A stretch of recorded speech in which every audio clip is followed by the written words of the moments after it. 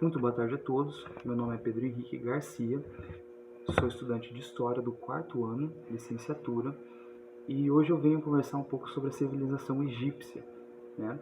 E o embasamento que eu utilizarei para essa discussão é o texto O Homem Egípcio, né, do autor Sérgio Donadoni, ok?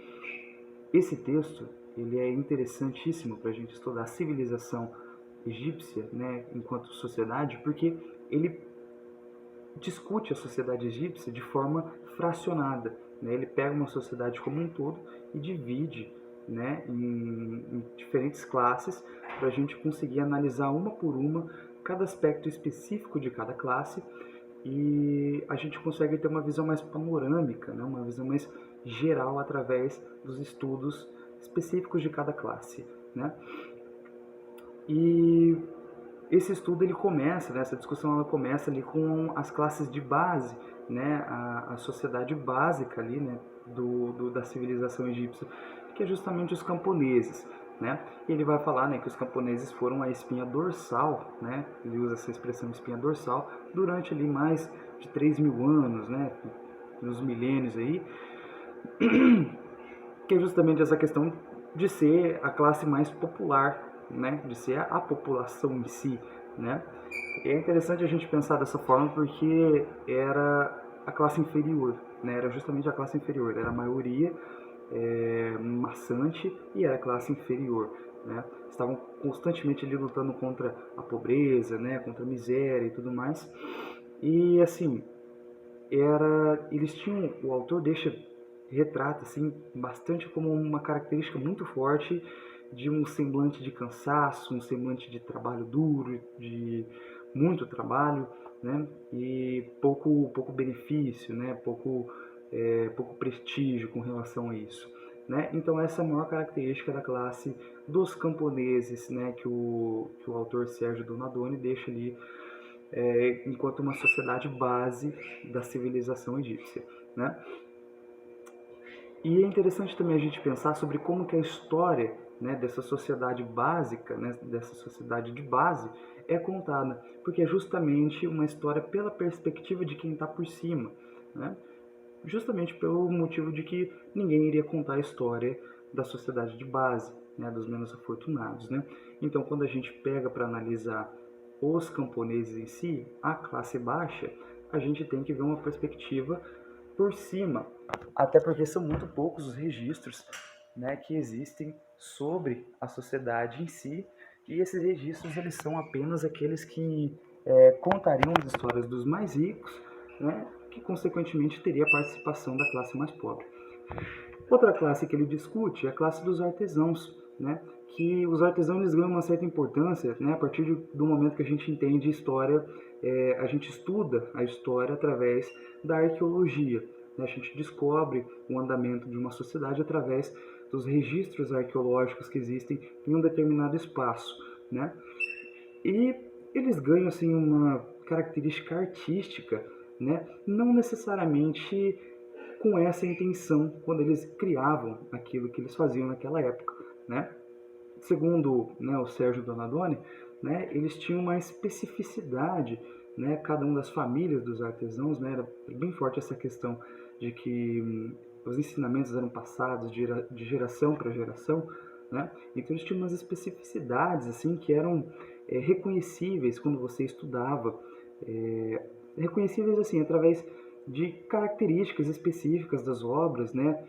Materiais específicos que cada família usava, né? E assim, isso é extremamente importante quando a gente tem uma sociedade que grande parte dos documentos são são analisados de forma arqueológica, né?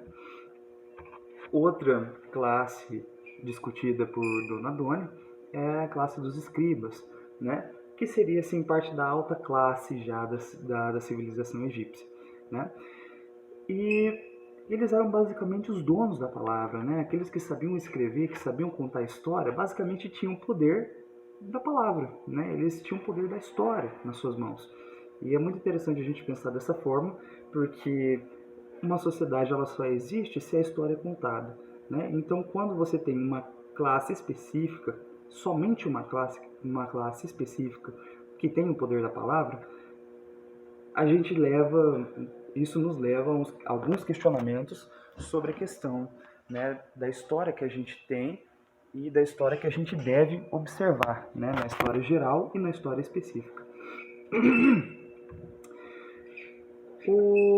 A questão dos escribas também ela se torna um pouco mais popular ali na época dos Ramsés, né? E as lendas e mitos elas já não eram mais passadas oralmente, né? Elas agora poderiam ser escritas, né? Elas teriam agora uma outra forma de ser passada através da história. Isso facilita, né, consequentemente, a análise historiográfica, tanto cultural quanto dos aspectos sociais, né, da civilização egípcia.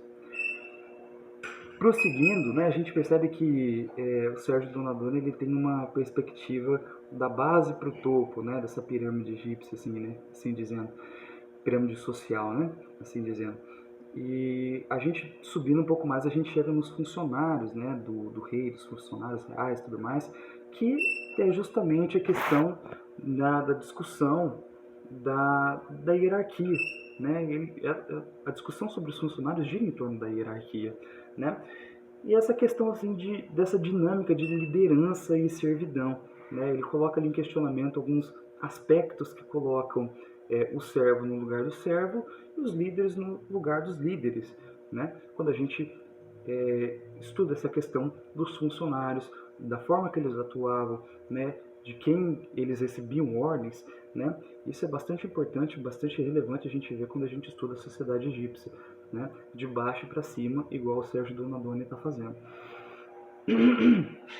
Até mesmo as questões religiosas, né, se envolvem nesse processo aí, né?